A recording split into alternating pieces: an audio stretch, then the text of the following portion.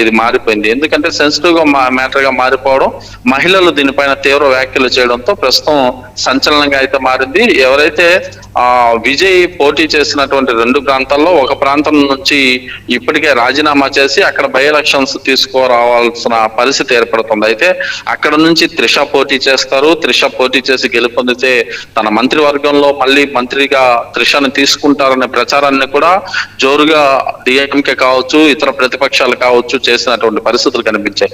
ఈ క్రమంలో ప్రస్తుతం అయితే ఈ అరెస్టు వ్యవహారం కావచ్చు, త్రిష పైన విజయ్ పైన చేసినటువంటి ఇండైరెక్ట్ వ్యాఖ్యలు కావచ్చు, ఇవన్నీ కూడా తమిళనాడు పాలిటిక్స్ పైన పెద్ద ఇది పడేటటువంటి అవకాశం అయితే పుష్కలంగా కనిపిస్తుంది. ఏదేమైనప్పటికీ కూడా ఇవాళ మాత్రం ఒక ఉత్కంఠ పరిస్థితులు అయితే తమిళనాడు వ్యాప్తంగా కనిపిస్తున్నాయి.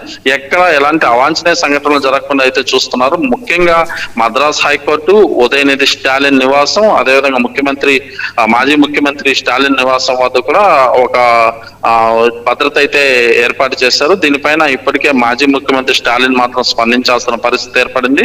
ఇటు బీజేపీ అయితే ఏదైతే ప్రస్తుతం చేసినటువంటి వ్యాఖ్యలు ఉన్నాయో దీనిపైన మాత్రం సీరియస్ గానే తీసుకొని ఇది కరెక్ట్ కాదు, ఇలాంటి వ్యాఖ్యలు చేయడం సబబు కాదు అంటూ కూడా బీజేపీ మాట్లాడినటువంటి పరిస్థితి ఉంది.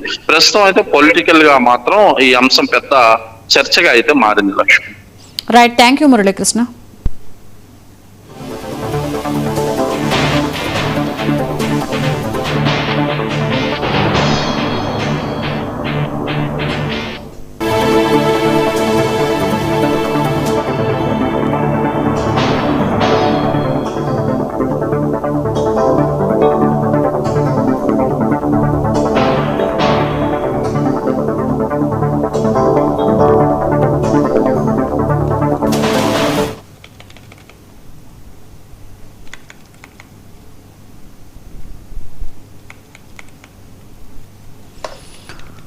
పోలీసుల తీరుపై ఉదయనిధి స్టాలిన్ ఆగ్రహం వ్యక్తం చేశారు. తాను ఎలాంటి తప్పుడు వ్యాఖ్యలు చేయలేదని, ఎవరి పేరు ప్రస్తావించలేదని అన్నారు.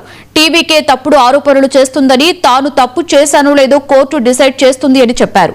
అరెస్టును న్యాయపరంగా ఎదుర్కొంటానన్న ఆయన పోలీసుల అరెస్టుని జోక్గా తీసుకుంటానని ఉదయనిధి వ్యాఖ్యానించారు.